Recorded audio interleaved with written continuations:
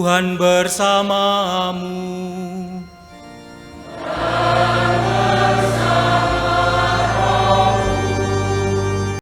Inilah Injil suci menurut Yohanes.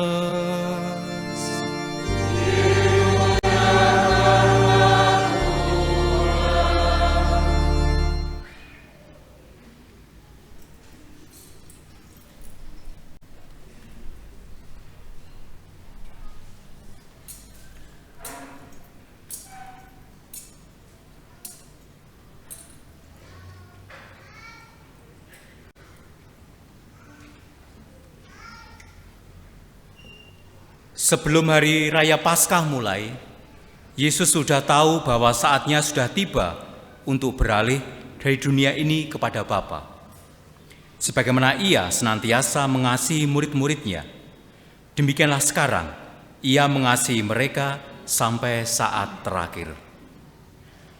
Ketika mereka sedang makan bersama, iblis membisikkan dalam hati Yudas Iskariot, anak Simon, rencana untuk mengkhianati Yesus. Yesus tahu bahwa Bapa telah menyerahkan segala sesuatu kepadanya dan bahwa Ia datang dari Allah dan akan kembali kepada Allah. Maka bangunlah Yesus dan menanggalkan jubahnya. Ia mengambil sehelai kain lenan dan mengikatnya pada pinggangnya. Kemudian Ia menuangkan air ke dalam sebuah basin dan mulai membasuh kaki murid-muridnya. Lalu menyekanya dengan kain yang terikat pada pinggangnya itu. Maka sampailah Ia kepada Simon Petrus. Kata Petrus kepadanya, "Tuhan, Engkau hendak membasuh kakiku?" Jawab Yesus kepadanya, "Apa yang kuperbuat engkau tidak mengerti sekarang, tapi engkau akan memahaminya kelak." Kata Petrus kepadanya, "Selama-lamanya engkau tidak akan membasuh kakiku." Jawab Yesus, "Jikalau aku tidak membasuh engkau, engkau tidak akan mendapat bagian bersama aku." Kata Simon Petrus kepadanya, "Tuhan, jangan hanya kakiku saja, tapi juga tangan dan kepalaku." Kata Yesus kepadanya, "Barang siapa sudah mandi, cukuplah ia membasuh kakinya, karena ia sudah bersih seluruhnya. Kamu pun sudah bersih, hanya saja tidak semua." Yesus tahu siapa yang akan menyerahkan Dia. Karena itu Ia berkata, "Tidak semua kamu bersih." Sesudah membasuh kaki mereka, Yesus mengenakan pakaiannya dan kembali ke tempatnya. Lalu Ia berkata kepada mereka, "Mengertikah kamu apa yang kuperbuat kepadamu? Kamu menyebut aku guru dan Tuhan, dan katamu itu tepat, sebab memang akulah guru dan Tuhan. Jikalau aku, Tuhan dan gurumu, membasuh kakimu, maka kamu pun wajib saling membasuh kaki.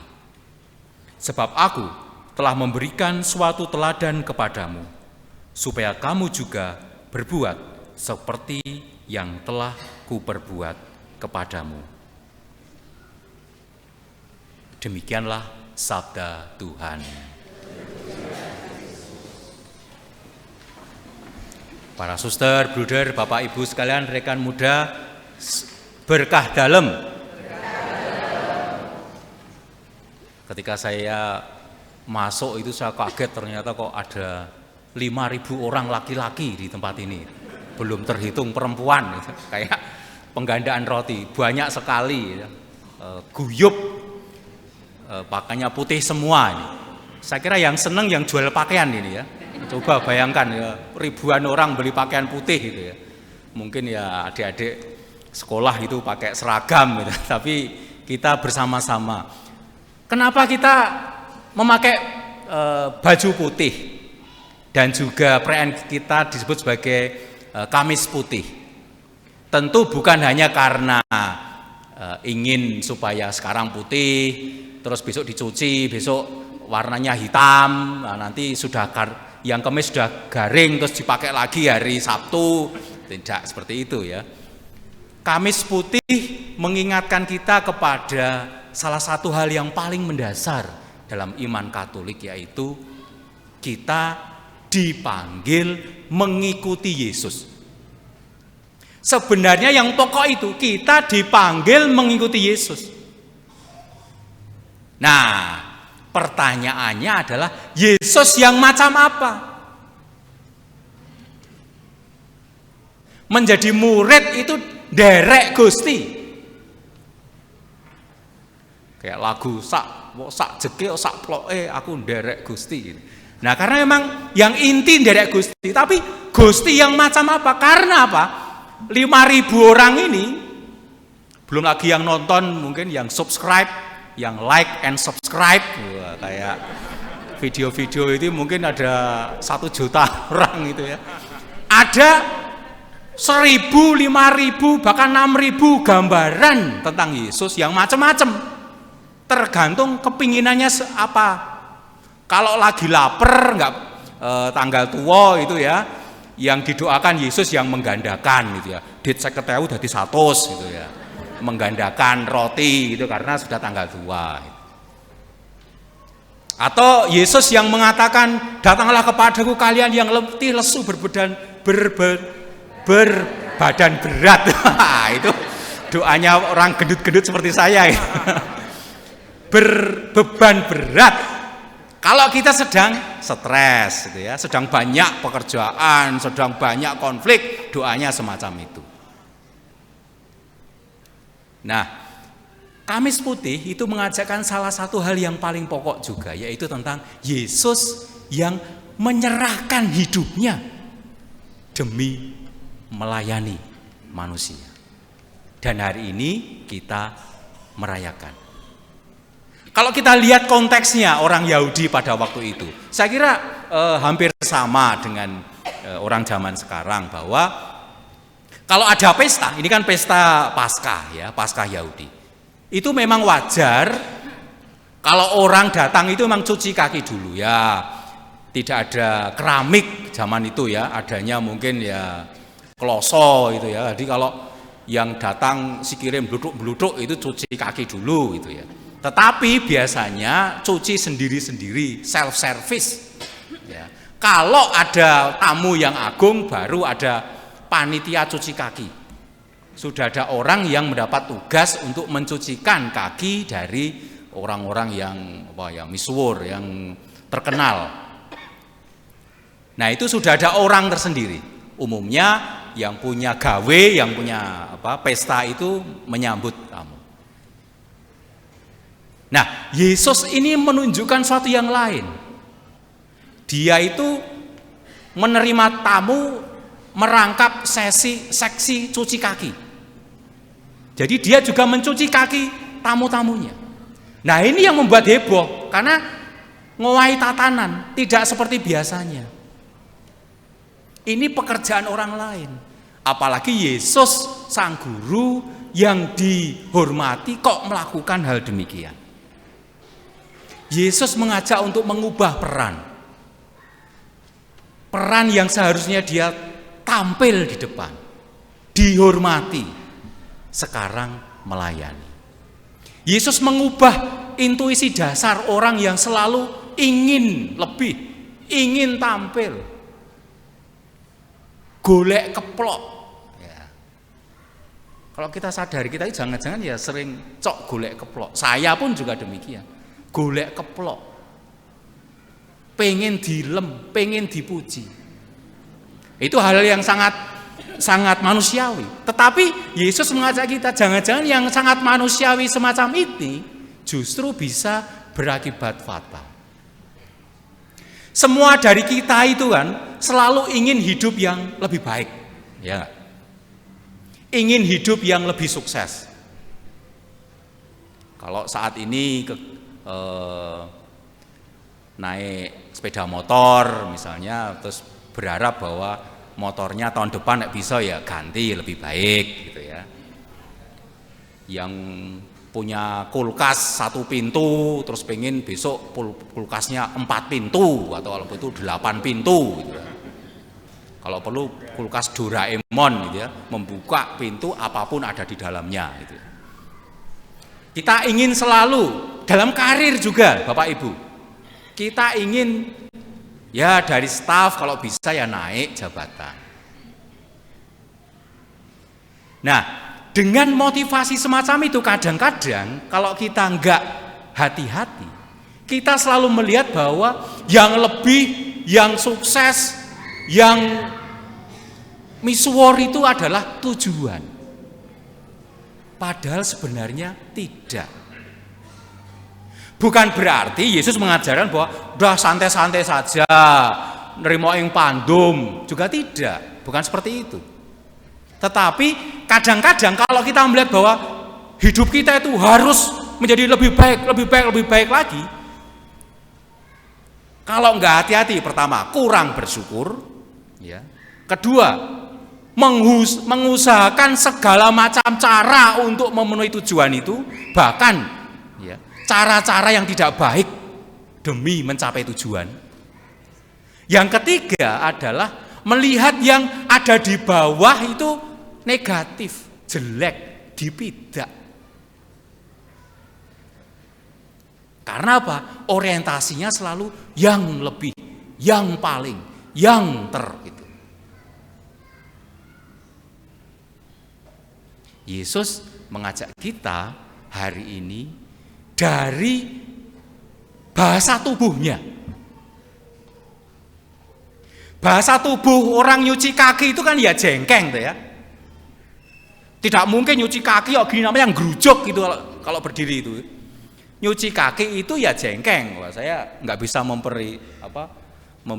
memperagakan karena di shooting nanti tidak kelihatan ya, shootingan jengkengnya. Tapi kalau mau mencuci itu kan ya kita itu akan merendahkan tubuh kita supaya sejajar dengan orang yang kita cuci. Tidak mungkin mencuci itu kita begini. Artinya apa? Dari bahasa tubuh Yesus sendiri sudah menunjukkan kita ini sama-sama sejajar. Dan itu yang paling sulit. Karena tadi intuisi kita itu selalu pengen golek alem, golek keplok, golek luwih sing apik. Maka Kamis Putih ini bukan pertama-tama tentang ekaristinya. Bukan pertama-tama tentang roti yang dipecah-pecah itu, bukan. Tapi ekaristi yang menggerakkan kita untuk kemudian sampai pada melayani. Melayani orang-orang yang dekat dengan kita. Dimulai dari apa? Dimulai dari keluarga, tentu saja. Bapak melayani ibu, ibu melayani bapak, bapak melayani orang tua, melayani anak, anak melayani orang tua. Kalau keluarga Kristiani itu menunjukkan pelayanan semacam ini, kita bisa memberi contoh juga kepada keluarga-keluarga yang lain. Tidak hanya yang Kristiani, tapi siapapun yang berkehendak baik. Saudara-saudara kita yang Muslim, yang Hindu, Buddha, masuk ke dalam pelayanan kita. Kita melayani tidak hanya pilih kasih, tapi sungguh kepada setiap orang. Nah, kalau keluarga ini sungguh-sungguh dihidupi semangat melayani, keluarga Kristiani akan menjadi contoh bagi siapapun yang kita jumpai. Kita bisa ngomong berbusa-busa tentang pelayanan, tetapi kalau keluarga kita, gereja kita tidak menampilkan pelayanan itu, ya tidak akan dipahami, tidak akan dipercaya. Kita mulai dari keluarga.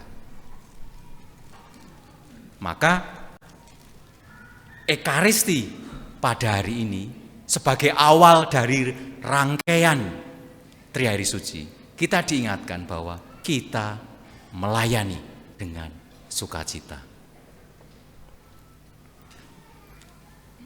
Ada sebuah kisah kecil yang saya sangat terkesan gitu ya. Katanya, saya juga belum pernah ke Israel, belum pernah ke Tanah Suci. Bukan karena Piala Dunia ya, bukan ini. Tapi ini karena di sana itu ada sungai besar, namanya Sungai Yordan. Sungai ini mengairi yang pertama adalah danau besar, atau kadang-kadang disebut laut, yaitu Danau Galilea. Nanti Bapak Ibu akan membaca bagaimana Yesus selalu berbicara tentang Danau Galilea. Danaunya itu airnya jernih, seger. Katanya di situ kita bisa melihat ikan petrus yang seperti iwak nila mungkin itu ya. Tapi ada kesegaran. Nah, jadi dari Sungai Yordan masuk ke danau itu. Dari danau itu mengalir terus sampai ke dataran paling rendah, yaitu yang kita kenal dengan Laut Mati. Itu paling rendah. Karena air masuk tidak, karena paling rendah ya, tidak bisa kemana-mana, maka air itu ngecembang di situ, terjebak di situ. Karena terjebak terus-menerus, yang bisa hanya menguap. Yang ditinggalkan adalah garam asin. Di tempat itu disebut sebagai Laut Mati karena tidak ada kehidupan, sangat asin. Anda juga tidak bisa tenggelam katanya. Saya juga belum pernah ke sana. Air yang masuk ke Laut Mati tidak mengalir lagi. Bagi saya kisah ini menarik karena apa?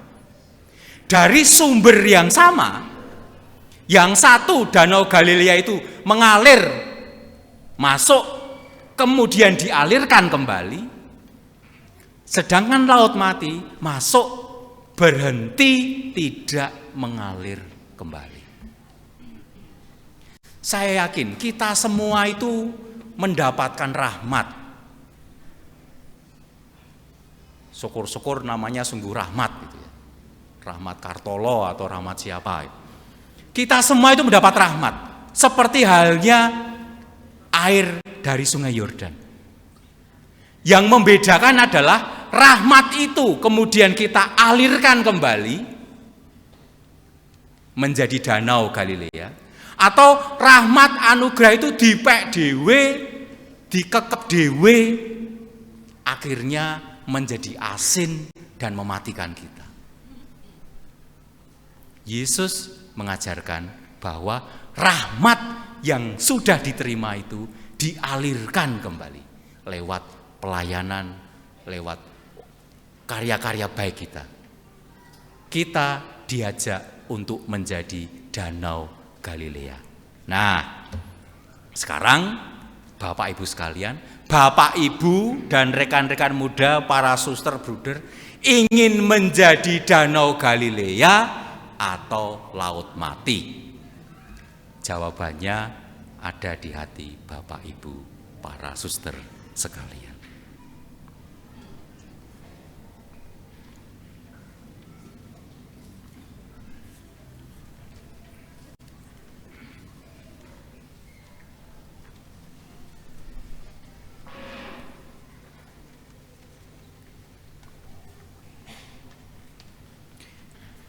Marilah kita memperbarui